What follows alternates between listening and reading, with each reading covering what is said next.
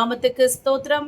பிரியமானவர்களே, இந்த 239ஆம் நாளுக்கான விசுவாச அறிக்கை, அது ஏசாயாவின் புத்தகம் 42ஆம் அதிகாரம் 16ஆம் வசனம்.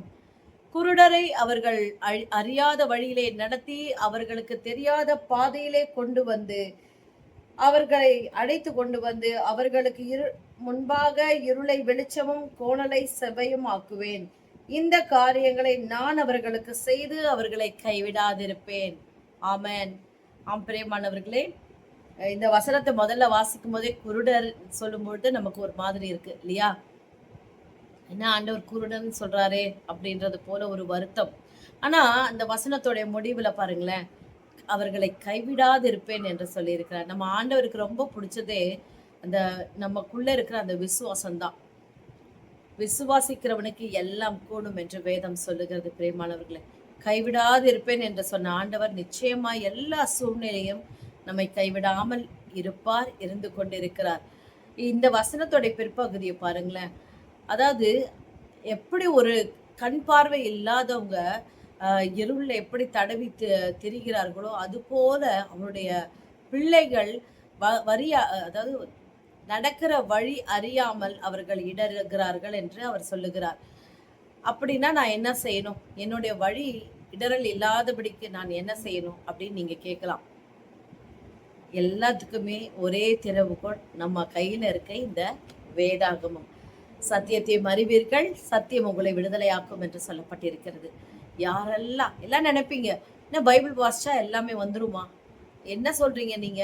நீங்க சொல்றது கேட்கறதுக்கு நல்லா இருக்கு, ஆனா ப்ராக்டிக்கல் அது ஒர்க் அவுட் ஆகாது அப்படின்னு சொல்றவங்க இந்த நிகழ்ச்சியை பார்க்குறீங்க. அதாவது ப்ராக்டிக்கலா அது சரியா வரணும்னா இது நம்ம வாசிக்கணும்.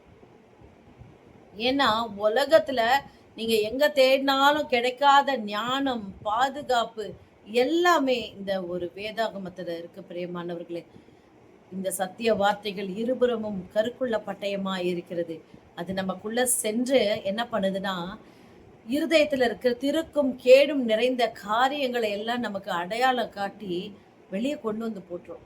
நம்ம எதுவுமே செய்ய வேணாம் பிரியமானவர்களே, எல்லாவற்றையும் அந்த சத்திய வார்த்தை பாதுகாக்கும். இந்த நிச்சயத்தோடு இந்த வசனத்தை விசுவாசிங்க, இதை வாக்குத்தத்தமாக ஏற்றுக்கொள்ளுங்கள். கர்த்தர் நிச்சயமாக கோணலை செவ்வையாக்கி உங்களை ஆசிர்வதிப்பார். இப்போ விசுவாச அறிக்கை செய்வோமா? ஸ்தோத்திர ஆண்டவரே, ஸ்தோத்திரம் அப்பா. சர்வ வல்லமை உள்ள தேவனாகிய கர்த்தாவே, நன்றியோடு துதிக்கிறோம், ஸ்தோத்திரிக்கிறோம் ஆண்டவரே. ஆமாம் கர்த்தாவே, நீங்க சொன்னபடி நாங்க குருடர்கள் தான் அப்பா. எங்களுடைய வழியே எங்களுக்கு தெரியல ஆண்டவரே. நாங்க பகல்லையே தடவி தெரிகிறோம் ஆண்டவரே. நாங்க எத்தனையோ காரியங்களை சுய புத்தியில நடந்து எங்கள் வழிகளை நாங்களே கோணலாக்கிட்டோம் ஏசப்பா. எங்களை தயவாய் மன்னியும் ஆண்டவரே. நிச்சயமா கைவிடாதிருப்பேன்னு நீங்க சொல்லியிருக்கீங்க. சொன்னதை நிறைவேற்றுகிறவர் எங்கள் தேவனாகிய கர்த்தர் நிச்சயமாக எல்லாவற்றையும் நிறைவேற்றி முடிப்பீர் என்று விசுவாசித்து அறிக்கை செய்கிறோம். ஆமென்.